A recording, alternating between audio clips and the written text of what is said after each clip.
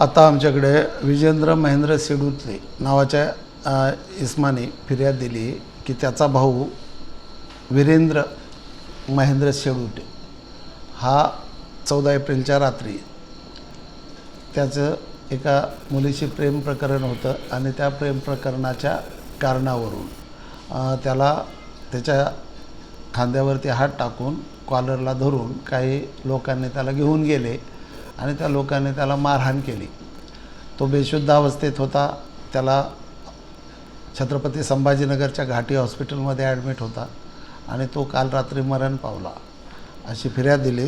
त्याच्यावरून आम्ही आरोपींविरुद्ध पोलीस स्टेशनला जस्ट गुन्हा दाखल केलेला आहे. तर आज त्यांनी डेड बॉडी पोलीस स्टेशनला आणली होती, काय मागणी होती? तर प्रश्न असा आहे डेड बॉडीचा की डेड बॉडी आणणं नेणं हा वेगळा भाग आहे, बरोबर आहे. परंतु महत्त्वाचा मुद्दा असा आहे की त्यातलं कोणीही आमच्याकडे फिर्याद दिलेली नाही. आज त्या मयताचे वडील मला प्रत्यक्ष भेटले. त्यांनाही मी सांगितलं की तुम्ही मला फिर्याद द्या. ते म्हणले मला काय माहीत नाही.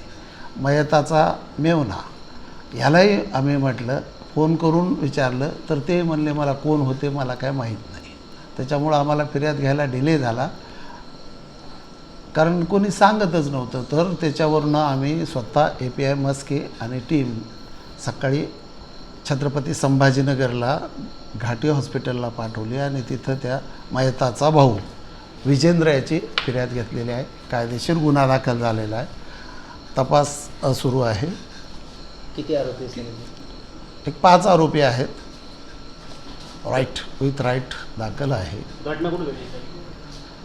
घटनाचं ठिकाण आहे सरस्वती भवन शाळेच्या पुढून त्याला घेऊन गेले होते, पण नेमकं कुठं मारलं हे त्यांनाही माहिती नाही आहे. पण तिथून घेऊन गेल्याचे कन्फर्म त्यांनी पाहिलेलं आहे. त्यांचा एकही तक्रार म्हणजे कोणीच फिर्यादच सांगायला तयार नव्हतं, त्यामुळे डिले झालेला आहे. आता त्यांनी डेड बॉडी वगैरे ॲम्ब्युलन्समध्ये आणली होती, आपण काय समजूत घातली त्यांना? आम्ही कुठलीही समजूत घातलेली नाही. कायदेशीर फिर्याद चालू होती. मी बंदोबस्तात होतो. आल्यानंतर कायदेशीर फिर्याद चालू होती आणि गुन्हा दाखल केलेला आहे. डेड बॉडीचा काही विषयच नाही. तुम्ही फिर्यादच दिली नाही तर डेड बॉडीचा कसला विषय घ्या?